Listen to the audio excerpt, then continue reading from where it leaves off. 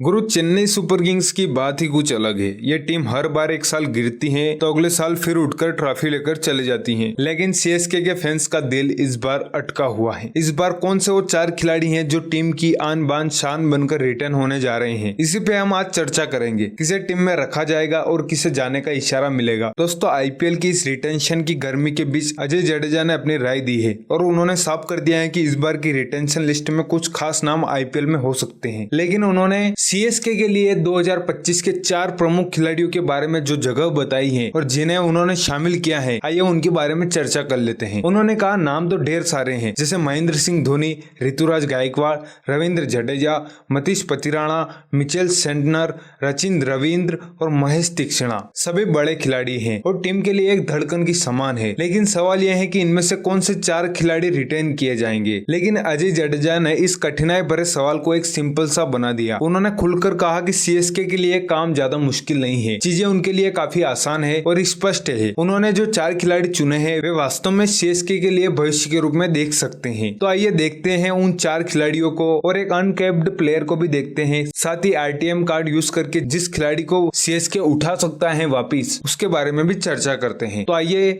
शुरुआत करते हैं शुरू से। दोस्तों, चेन्नई सुपर किंग्स में एक अनकैप्ड प्लेयर के बारे में बात हो रही है, जिसका नाम सुनते ही फैंस के और सभी भारतवासियों और पूरी दुनिया के सामने एक ही चेहरा नजर आ रहा है और वो है महेंद्र सिंह धोनी। क्योंकि धोनी 5 सालों से अंतर्राष्ट्रीय मैच नहीं खेले हैं और अनकैप्ड प्लेयर का रूल भी यही है कि 5 सालों के अंदर अंदर नहीं खेला है तो वह अनकैप्ड प्लेयर की लिस्ट में आ जाएगा। और कहा जा सकता है कि बीसीसीआई ने यह रूल धोनी के लिए ही निकाला हो, लेकिन ऐसा नहीं है। बाकी सभी टीमों के पास भी बहुत सारे ऐसे खिलाड़ी हैं जो अनकैप्ड हैं और साथ ही और भारत की टीम में खेले उन्हें 5 साल हो चुके हैं। जैसे गुजरात के लिए मोहित शर्मा हो गए, ऐसे कई सारे नाम हो सकते हैं। उनके बारे में हम एक अलग से वीडियो में बात करेंगे। लेकिन बात करते हैं वापस धोनी की। तो धोनी भले ही अब कम मैदान पर रहते हो, लेकिन पिछले सीजन में उन्होंने जो कमाल किया है उसे कोई नहीं भूल सकता। 14 मैच खेले और उनकी औसत 53 की रही, जबकि उनका स्ट्राइक रेट 220 का था, जो 7 नंबर पर बल्लेबाजी करते हुए काफी खतरनाक है। अगले खिलाड़ी की बात करें तो वो है कप्तान साहब। जी हाँ, मैं बात कर रहा हूँ ऋतुराज गायकवाड़ की, जिन्होंने धोनी के द्वारा दी गई कप्तानी को संभाल लिया है। अजय जडेजा का कहना है कि सीएसके को कप्तानी को लेकर कोई माथापच्ची करने की जरूरत नहीं है, क्योंकि ऋतुराज ने बीते सीजन में कप्तानी करते हुए शानदार प्रदर्शन किया था। उनके नेतृत्व में टीम ने मजबूती दिखाई और सबसे खास बात यह है कि उन्होंने खुद भी बल्ले से बेहतरीन योगदान दिया। हालांकि कुछ समय पहले चर्चा चल रही थी कि शायद ऋषभ पंत दिल्ली से चेन्नई आएंगे और उन्हें कप्तानी दी जा सकती है या फिर कोई और नाम सामने आएगा। लेकिन अजय जडेजा ने साफ किया है कि ऐसा कुछ नहीं होगा और गायकवाड़ चेन्नई की कमान संभालते रहेंगे। साथ ही अजय जडेजा ने यह भी कहा है कि मेरे नाम वाले खिलाड़ी को तो आपको चेन्नई में रखना ही होगा। जी हाँ, हम बात कर रहे हैं रविंद्र जडेजा की। रविंद्र जडेजा को आप अपनी टीम से बाहर रख ही नहीं सकते। जडेजा का हर फॉर्म वाला प्रदर्शन उन्हें चेन्नई सुपर किंग्स का एक अभिन्न हिस्सा बनाता है, चाहे वो गेंदबाजी हो,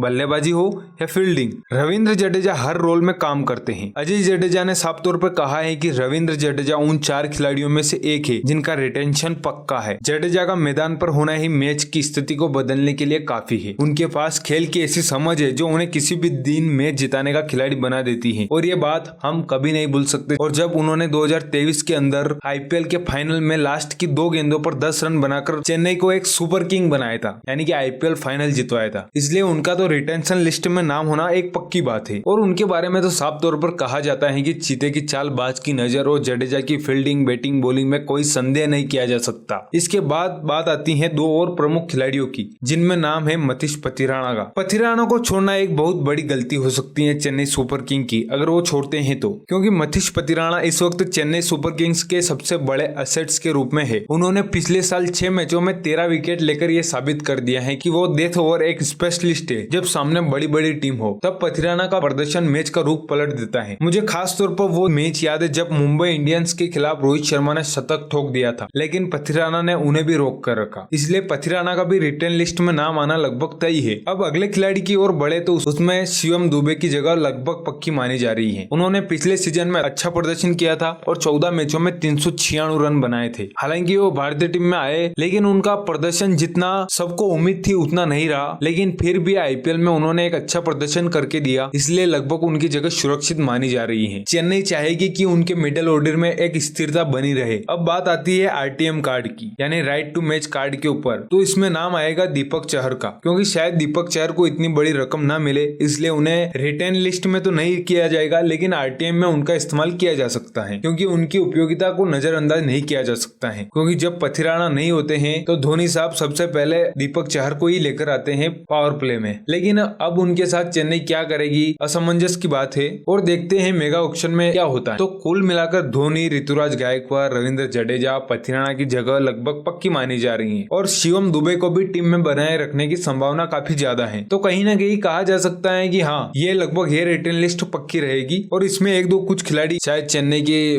मैनेजमेंट अलग खिलाड़ियों को देख रही हो, तो ये उनके ऊपर निर्भर करता है। लेकिन हम हमारी चर्चाएं और आईपीएल की गर्मी वापस चढ़ाते रहेंगे। लेकिन इस वीडियो में यहीं पर विराम देते हैं, मिलते हैं एक अगले और शानदार वीडियो में। तब तक के लिए धन्यवाद। जय हिंद, जय भारत।